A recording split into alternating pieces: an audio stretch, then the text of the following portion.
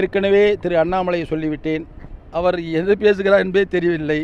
ஏற்கனவே ஒரு கருத்தை சொல்லியிருக்கிறார். என்னை பற்றி கூட சில சொல்லியிருக்கிறார். வன்மம் என்று சொல்லியிருக்கிறார். நான் ஏதோ அவர் மீது வன்மமாக இருக்கிறேன் என்று சொல்லுகிறார். எனக்கு தெரியவில்லை. ஏனென்று சொன்னால் தமிழ்நாட்டு மக்கள் யார் நல்ல செய்கிறாரோ அவர்களுக்கு வாக்களிக்கிறார்கள். ஏதோ அவர் இந்த மாவட்டத்தில் வந்த காரணத்தினால் மக்கள் முழுசும் அவர் பின்னால் சென்று விட்டதைப் போலவே அந்த கோபத்தில் அந்த வன்மத்தில் தான் என்ன சொல்லிக் கொண்டிருக்கிறார். அதுவும் இன்னொன்று சொல்கிறார், அவரை முன்னிலைப்படுத்த முயற்சி செய்கிறார். அதை நீங்கள் நன்றாக பார்க்க வேண்டும். ஊடகங்கள் இதை தெளிவுபடுத்த வேண்டும். அவர் அந்த கட்சியை முன்னிலைப்படுத்தவில்லை. பாரதிய ஜனதா கட்சி என்ற கட்சியை முன்னிலைப்படுத்தி அவர் பேசவில்லை. அவர் சொல்லுகின்ற பொழுதெல்லாம் சொல்லுகிறார், பாரதிய ஜனதா கட்சியை விட என்னை தனிப்பட்ட முறையில் வன்மத்தோடு தாக்கி கொண்டிருக்கிறார்கள் என்று தன்னை முன்னிலைப்படுத்தி கட்சியை பின்னிலைப்படுத்தி கொண்டு அவர் உயர்ந்த இடத்திற்கு வருவதற்கு முயற்சி செய்கிறார். அதே போலவே தான் இந்த நாட்டிலேயே தலை சிறந்த தலைவர் நரேந்திர மோடி என்று சொல்லி நரேந்திர மோடியினுடைய எண்ணத்தை தான் பெறுவதற்காக முயற்சி செய்து கொண்டிருக்கிறார். ஒரு அரசியல் வரலாறு தெரியாமல் பேசிக் கொண்டிருக்கிறார். பொதுவாக திரு நரேந்திர மோடி அவர்கள் பாரதிய ஜனதா கட்சி உருவாக்கப்பட்ட பொழுது அந்த கட்சிக்கு தலைவர் இல்லை. அந்த பாரதிய ஜனதா கட்சி உருவாக்கப்பட்ட போது மறைந்த முன்னாள் பிரதமர் அடல் பிகாரி வாஜ்பாய் தான் தலைவர், செயல் தலைவர் அத்வானி. அப்பொழுது அவர் எங்கே இருந்தார் திரு நரேந்திர மோடி? அவர் ஒரு தொண்டர் அல்லது ஒரு மாநிலத்தில் தலைவராக இருந்திருப்பார், அவ்வளவுதான். அவரும் வாஜ்பாயை வாழ்த்தித்தான் இந்த இடத்திற்கு வந்திருக்க முடியும். அதுபோல இருக்கின்ற இந்த அரசியல் வரலாறை மறந்து கொண்டு வாஜ்பாயை பற்றி திரு அண்ணாமலை பேசுவதில்லை. என்ன காரணம்?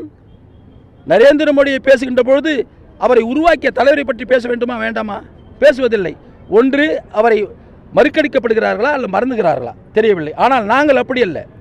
எங்களை பொறுத்தவரையில் அனைத்து இந்திய அண்ணா திராவிட முன்னேற்ற கழகத்தை உருவாக்கிய தலைவர், நிறுவன தலைவர் புரட்சித் தலைவர் எம்ஜிஆர். புரட்சித் தலைவர் எம்ஜிஆர் அவர்கள் ஆட்சி வெற்றில் இருந்தபொழுது உயிரோடு இருக்கின்றவரையில் அவர்தான் எங்களுக்கு தலைவர். புரட்சித் தலைவி அம்மா அவர்கள் கூட ஒரு பொறுப்பு வாங்கி கொண்டு புரட்சித் தலைவர் எம்ஜிஆருக்கு ஒரு தொண்டராகத்தான் இருந்தார், தலைவராக அல்ல. புரட்சித் தலைவருக்கு தொண்டர் புரட்சித் தலைவி அம்மா. புரட்சித் தலைவர் மறைவுக்கு பின்பு புரட்சித் தலைவி அம்மா அவர் பொறுப்பேற்ற பின்பு நாங்கள் எல்லாம் புரட்சித் தலைவியை தலைவராக ஏற்றுக்கொண்டோம்.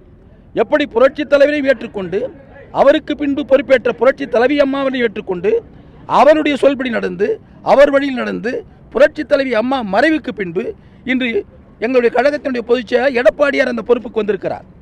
எப்படி புரட்சித் தலைவரை மதித்தோமோ, எப்படி புரட்சித் தலைவி அம்மா அவர்களை மதித்தோமோ, அதை போல இன்று கழகத்தினுடைய பொதுச் செயலாளர் எடப்பாடி பழனிசாமி அவர்களை நாங்கள் மதிக்கிறோம், அவர் வழி நடக்கிறோம்.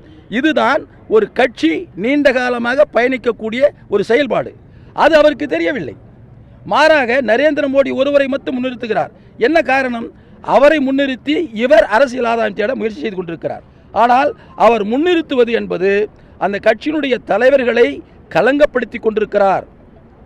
இந்த நாட்டினுடைய பிரதமர் இதை அறிந்து கொண்டு அவரை பேச்சை கட்டுப்படுத்துவதற்கு அவர் உத்தரவு பிறப்பிக்க வேண்டும் என்று நான் பணிவன்போடு கேட்டுக்கொள்கிறேன்.